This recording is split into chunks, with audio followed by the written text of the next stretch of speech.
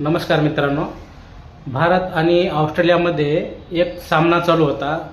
त्या सामन्यामध्ये एक तरुण गोलंदाजानं सचिन तेंडुलकरची विकेट घेतली। सचिन तेंडुलकरला आपण क्रिकेटचा देव म्हणतो। तर तो एवढा खुश झाला, एवढा आनंदी झाला की त्याला जगातलं सगळ्यात मोठं काहीतरी भेटलं असं त्याला वाटलं।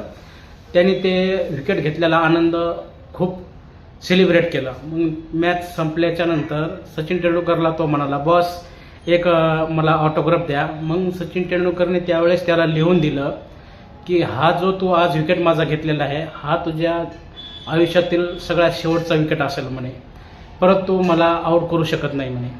त्यावेळेस सचिन तेंडुलकरने त्याला लिहून दिलं होतं, म्हणजे एवढं कॉन्फिडन्स सचिन तेंडुलकरला होतं।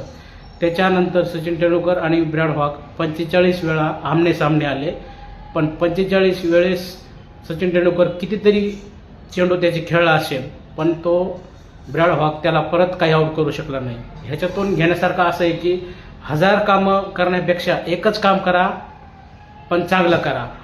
मग त्या ज्या चेंडूवर सचिन तेंडुलकर आऊट झाला होता, त्या चेंडूवर सचिन तेंडुलकरनं तो रिप्ले जवळजवळ 50 ते 60 वेळेस बघितला असेल। आणि ब्रॅड हॉक म्हणला, हाऊ इट पॉसिबल, म्हणजे हे कसं झालं म्हणे, 45 वेळेस विकेट नाही पडली। मग सचिन तेंडुलकर म्हणाला की हा रिप्ले मी 50 ते 60 वेळा बघितला म्हणे, ह्याच्यावर मी फुल अभ्यास केला म्हणे। म्हणजे कुठल्याही गोष्टीचा आपल्याला जर काही करायचं असेल तर त्याच्यावर आपला अभ्यास फुल पाहिजे। आणि माणूस हा चुकीचा पुतळा आहे, एकदा दोनदा चुकी होतेच, चुकीतूनच माणूस घडत असतो। हे ह्या गोष्टीतून घेण्यालायक आहे। धन्यवाद।